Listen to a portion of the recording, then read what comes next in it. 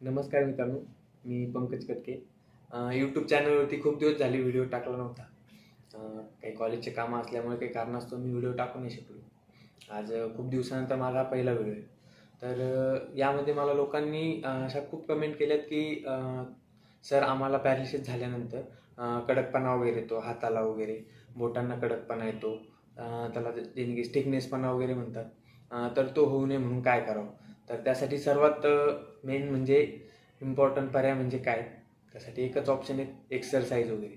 तर मित्रांनो तुम्हाला सांगतो, तुम्हाला स्टिकनेसपणा आला किंवा पॅरालिसिस आजार झाला, त्यापासून तुम्हाला मुक्त व्हायचं आहे. डॉक्टरांच्या मेडिसिन वगैरे तुम्हाला घ्यावंच लागणार. त्यानंतर तुम्हाला एक्सरसाइज तर करावंच लागणार. बट त्यासाठी सर्वात इम्पॉर्टंट एक, की आपल्यामध्ये 2 विचार असतात. एक निगेटिव्ह थिंकिंग, एक पॉझिटिव्ह थिंकिंग. त्यामुळं आपल्याला आता जी पॉझिटिव्ह थिंकिंग आहे ती आपल्याला पकडून ठेवायची. निगेटिव्ह थिंकिंग हा विचार करायचा नाही, त्या विषयात आपण जायचं पण नाही. तर आपण कसा विचार करतो, आपण डॉक्टरांकडे गेलो, मेडिसिन घेतली, त्यानंतर एक्सरसाइज करतोय पण आपल्याला फरक पडत नाही. तर आपण ते मनापासून करतच नाही. त्यामुळे आपल्याला कसा फरक पडणार? फरक पडण्यासाठी आपल्याला काय करावं लागेल? तर मित्रांनो तुम्हाला सांगतो एक सर्वात नॉर्मल आणि आपला गावठी उपाय काय? आपल्या मनातनं एक विचार करायचा की आपल्याला पॅरालिसिस झाला आहे, बरोबर?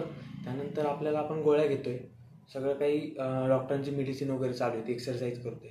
पण आपण काय करतो, मेडिसिन घेतो, त्यानंतर आपण जेवण वगैरे करतो, एक्सरसाइज करण्यात आपण कंटाळा करतो. एक्सरसाइज ही मनापासून जर तुम्ही केली, जसं की तुम्ही पॉझिटिव्ह विचार केले, पॉझिटिव्ह विचार करून जर तुम्ही सगळ्या गोष्टी केल्यात, तर ते नक्कीच ते बरं होईल. मला तरी वाटतं. जसं आमचं एक पेशंट होतं ठाकरे नावाचं, जामनेर शहरामध्ये. तर ते माझ्याकडे आले. त्यांनी मला सांगितलं स्वतः की सर मी सगळ्या गोळ्या मेडिसिन वगैरे घेतोय, डॉक्टरांकडे जातोय, MBBS डॉक्टरांकडनं जाऊन आलो, सगळे झालं, मी एक्सरसाइजसुद्धा करतोय, पण मला फरक पडत नाही. त्यांना मी एक उपाय दिला. म्हटलं दादा एक काम करा, एक तुमचा मित्र म्हणून असं समजा, तुमचा छोटा भाऊ म्हणून सांगतोय असं समजा की तुम्ही 2 विचार असता आपल्यामध्ये, एक निगेटिव्ह आणि एक पॉझिटिव्ह. तर तुम्ही काय करता, आता मी बराच होणार नाही आहे, आता मला पॅरालिसिस झाला आहे, माझं आयुष्य पूर्ण दुःखातच जाणार आहे, हे विचार आपण करत असतो. तर हा विचार तुम्ही सोडून द्या. तुम्ही काय विचार करा, तर पॉझिटिव्ह विचार करा. मी एक्सरसाइज करणार, त्यामध्ये मला 99% हा इम्प्रूव्ह दिसणार. बट ते आपण करत नाही. मग मी त्यांना ते सांगितलं की तुम्ही तेवढा एक्सरसाइज करा, एक 5 दिवस तरी करा, मनापासून करा. जसं की ब्रेनला आपण सांगायचं मी आता बरा होणार आहे. बरा झाल्याच्या नंतर आपल्याला स्वतःला सगळा इफेक्ट वगैरे दिसतो, बरोबर? मेंदूला सरळ सांगायचं की मी एक्सरसाइज 5 दिवस करणार, त्यामध्ये आपल्याला किती फरक दिसतो बघायचा. तर ते कसं बघायचं, आज मनापासून एक्सरसाइज केली, बरोबर? त्यानंतर आपण आपल्या ब्रेनला सांगत राहायचं, इथून सांगायचं की आपल्याला पॉझिटिव्ह विचार करायचा, निगेटिव्ह विचार करायचा नाही.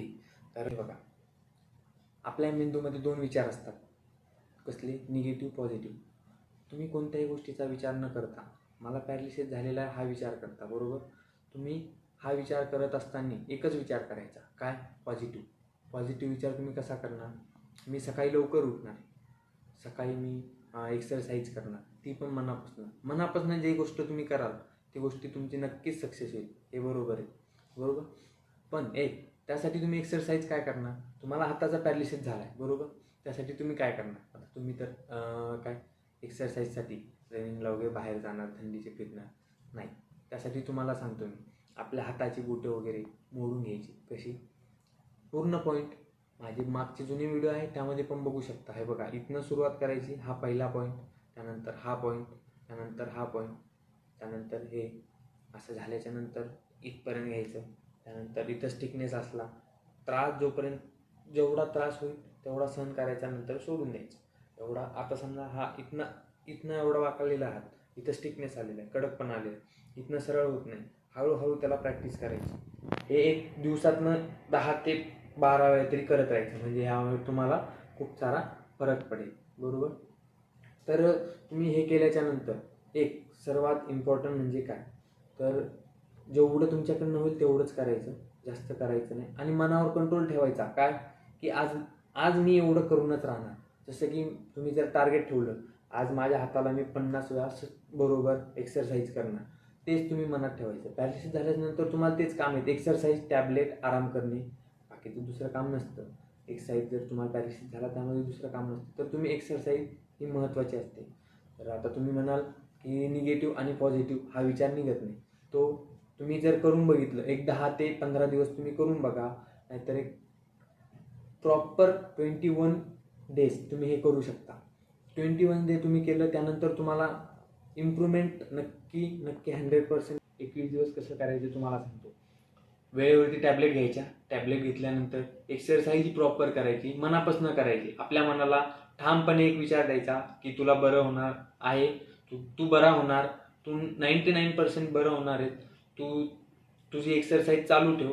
आणि आपण ती मनापासून करायची. मनापासून ज्यावेळेस तुम्ही सगळ्या गोष्टी कराल त्यानंतरच त्यामध्ये आपल्याला फरक दिसेल, नक्कीच इम्प्रूव्हमेंट दिसेल, बरोबर. तर 21 डे तुम्हाला जे एक्सरसाइज सांगितली ती तुम्ही नक्की करा, म्हणजे तुम्हाला त्यामधनं नक्कीच फरक दिसेल. आणि स्टिकनेसपणा, एक्सरसाइज बंद झाल्याच्या नंतर नक्कीच 99% स्टिकनेसपणा येतो. टॅबलेट वगैरे बंद करायच्या नाही. डॉक्टरांनी सांगितलेलं टॅबलेट ह्या कधीच बंद करत नसता. त्या डॉक्टरांच्या सल्ल्यानेच ह्या आपण बंद करायच्या, तशा करायच्या नाही. कारण यानंतर माझा नेक्स्ट व्हिडिओ पण येईल, त्यामध्ये मी तुम्हाला काहीतरी एक्सरसाइज वगैरे सांगणार आहेत. पॅरालिसिस पेशंट काय ते कसे बरे होतील, काय कोणत्यासाठी काय एक्सरसाइज करावं लागेल हे मी तुम्हाला नेक्स्ट व्हिडिओमध्ये सांगणार आहे. धन्यवाद.